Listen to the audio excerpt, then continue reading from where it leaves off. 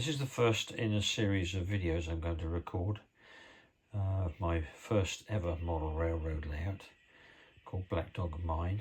It's an On30 Narrow Gauge, very loosely modelled around sort of late 1800s to up to maybe 1940s, Southwestern USA. As I said, it's my first ever model railroad layout, so it was quite a project to embark on.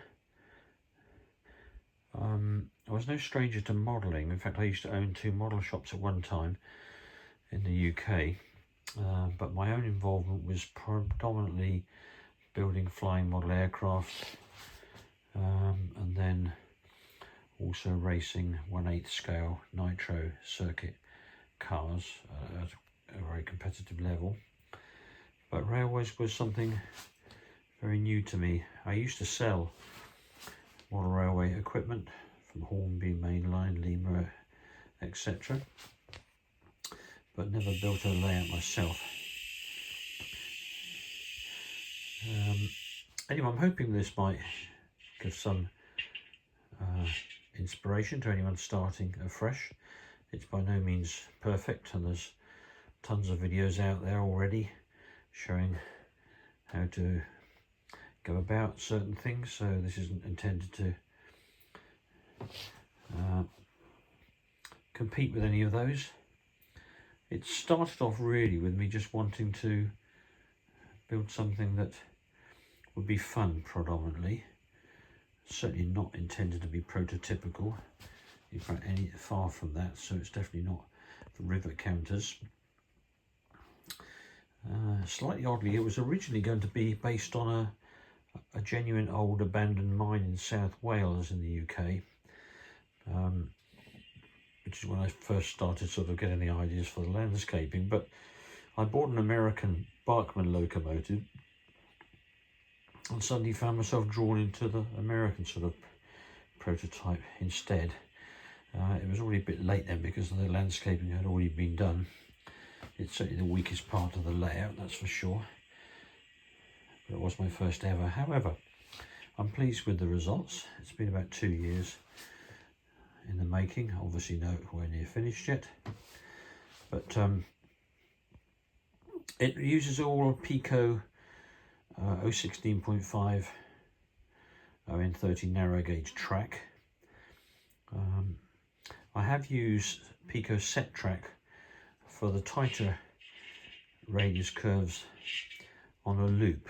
I wanted a loop of track so that locomotives could run around continuously, and where it's hidden I've used set track because obviously the geometry is perfect, and the rest is predominantly flexi track and Pico points. There are 11 points, all powered by Pico point motors with a capacitor discharge unit.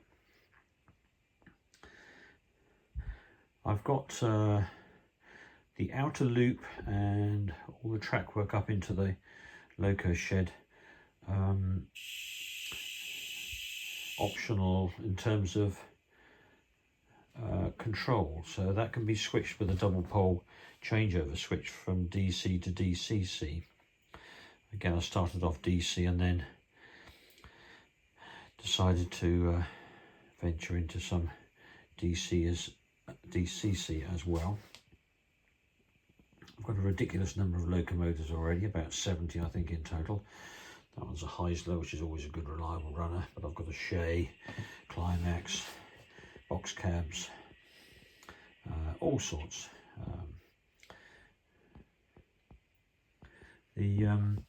All the buildings, again, I had an intention to make it all a bit crude, as often mining developments were. They made use of what they had available at the time, but there are some commercial kits. So for example, the loco shed there is from Kitwood Hills models, and the miner's cabin there is also one of their kits, as was, I think, yes, the line side building and this small water tower there. and also the loco shelter just at the back. But I think pretty much all the rest I made myself using fairly inexpensive strip material I bought from my local B&Q, which is a DIY supplier in the UK. Water tower was made again using that sort of strip, and it does in fact, I can just hold this one-handed, it does actually work. There's a geared motor in there I got from China. This is an old disused abandoned mine there, tucked into the hillside. The layout is 2 meters by 1 meter, and it's tucked into a corner of my man cave. So I'll just show you briefly here the sort of cable network and pulleys system I've got, so it can be lowered and raised. It's not perfect because it means when it's down like now, I can't access my sort of worktop underneath for other things. So I may just move this into another part perhaps of our garage. It is self-standing, it does have 4 legs.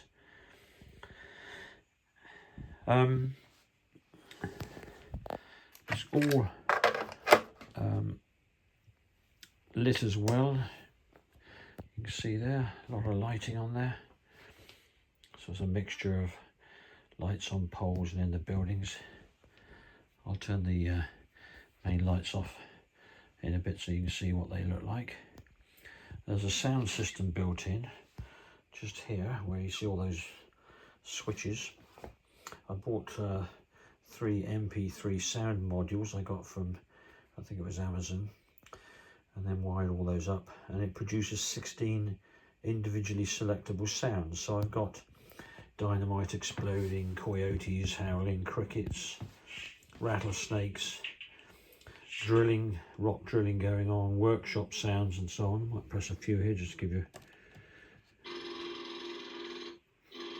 rock drilling. That's a rattlesnake. That's distant rock drilling.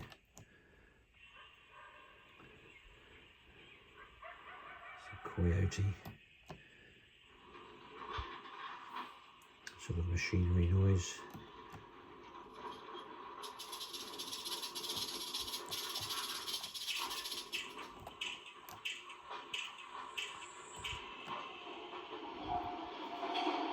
And so forth. Just to add a bit of a dimension, and my idea being to just try and take people on a journey, transport them back in time to what an operation like this would have been like. I've got quite an old basic Bachmann DCC controller there. It still works okay. Got a Hornby R965, which I'm using for DC, and also the AC supply to the track. There's a powered turntable, and over the back here that's Ketwood Hills, if you can just about see it over there. Yep, still things to do. Some hobos there as well, gathering around a flickering fire.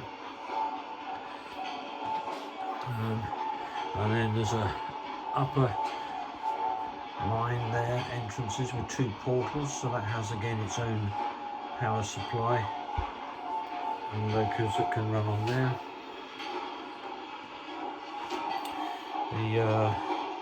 This bigger of the 2 grey boxes has got 2 modules in. They're pulse width modulation in budget model railways controller boxes. So that's used for most of the internal wiring.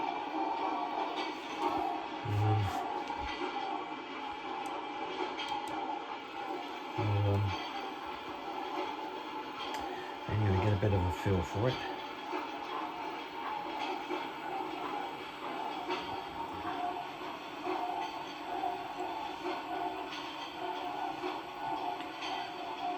Hundreds of wires underneath, as you might expect, with all that's going on.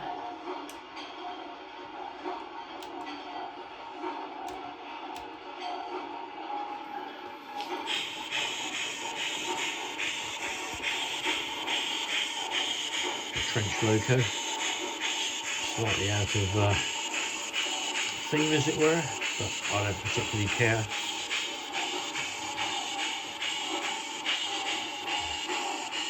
It has some quite unusual passengers there. A large chested lady with her seemingly a hat box. A couple of elderly folk there out on a tour. I like to think this is perhaps just folk visiting out on an excursion to see how these dirty miners live. Just adds a bit of fun.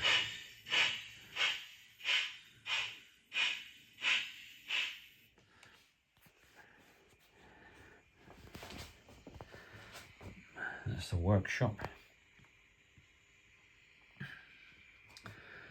Chap there, another hobo playing a mouth organ, sat on a pile of wood. There's the outhouse with a bin there for toilet paper, or bits of newspaper more like.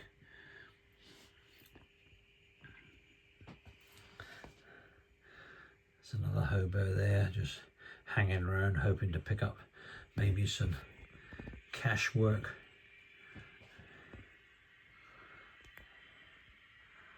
The hobo is down there.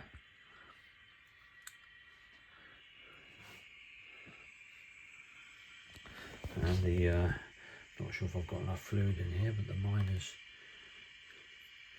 cabin does have a working chimney. Yeah, I need to top that up, but that does work. That's a South 117, I think it is. Smoke generator.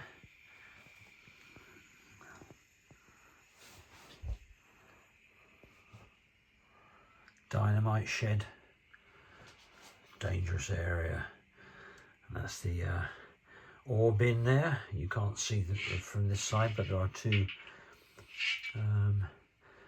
like ore chutes to transfer the rock into wagons underneath for onward transportation and processing.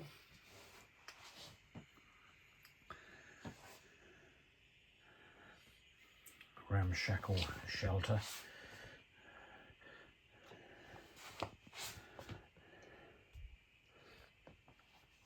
Up here is a shower facility. Really odd location, stuck up on the hillside, but we've got artist license here. Got to cover the wires over, but the miners would have to make their way up there via those steps there to clean up after a day's work in the mine. And that's the entrance to one of the portal entrances. Rich Vein Bakery, and of course the company store, which, as with all company stores linked with mines, they generally rip the miners off by charging outrageous prices for things. Backup generator. There is power lines running into here as the fictitious mine developed. It justified running power out. Anyway, I hope that gives you a bit of a feel for things. I'll go into a lot more detail with other videos over specific aspects of it.